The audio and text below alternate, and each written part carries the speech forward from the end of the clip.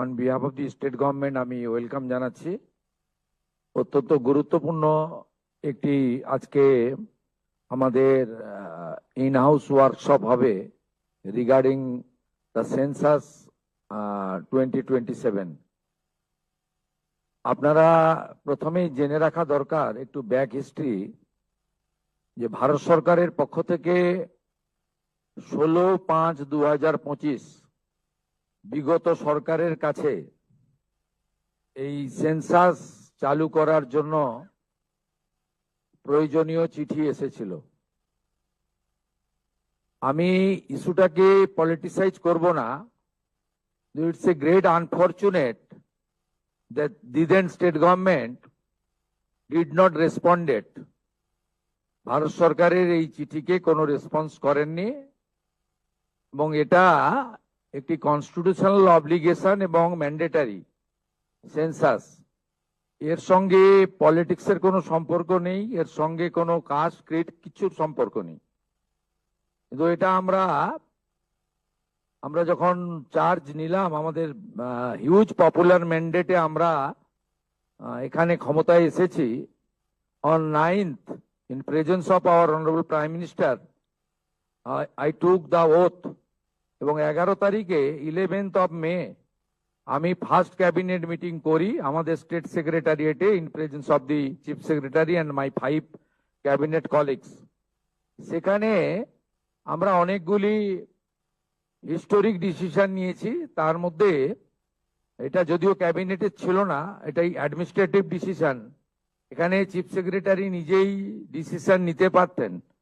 এক্ষেত্রেও অত্যন্ত খারাপ একটা ইনসিডেন্ট তৈরি হলো অন রেকর্ড, যে দিদেন টাইম চিফ সেক্রেটারি তিনি কিন্তু সেন্সাসের ক্ষেত্রেও তিনি পলিটিক্যাল কনকারেন্সের অপেক্ষায় ছিলেন।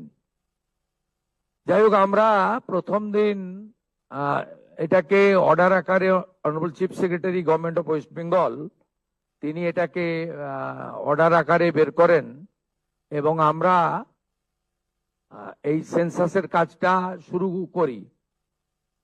আপনাদেরকে আমাদের সেন্সাস ডাইরেক্টর আমাদের ডক্টর রশ্মি কমল তিনি বিস্তারিতভাবে বলেছেন জনস্বার্থে।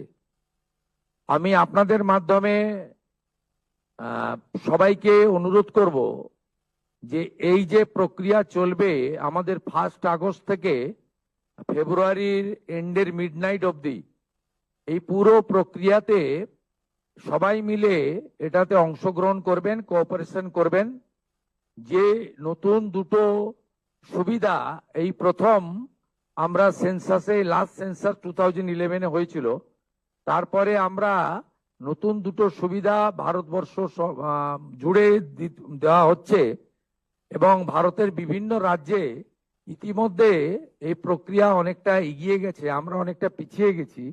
আমাদেরকে উইদিন দ্য স্টিপুলেটেড টাইম, যে টাইম ফ্রেম আজকে ডিক্লেয়ার করেছেন ম্যাডাম কমল, সেটা আমরা পাবলিক এবং সবার সহযোগিতা আপনাদের মাধ্যমে চাইবো যে 1 আগস্ট থেকে আমাদের 15 আগস্ট পর্যন্ত আপনার সবাই এটা করবেন এবং তারপরে আপ টু 14 সেপ্টেম্বর পর্যন্ত এই যে স্কোপটা আছে সেটা আপনারা সবাই কাজে লাগাবেন। তাতে এবারে প্রথম ডিজিটালি হচ্ছে, আর আমাদের সেলফ এনুমারেশন করার একটা স্কোপ যেটা এর আগে ছিল না, সেটাও আমরা পাচ্ছি।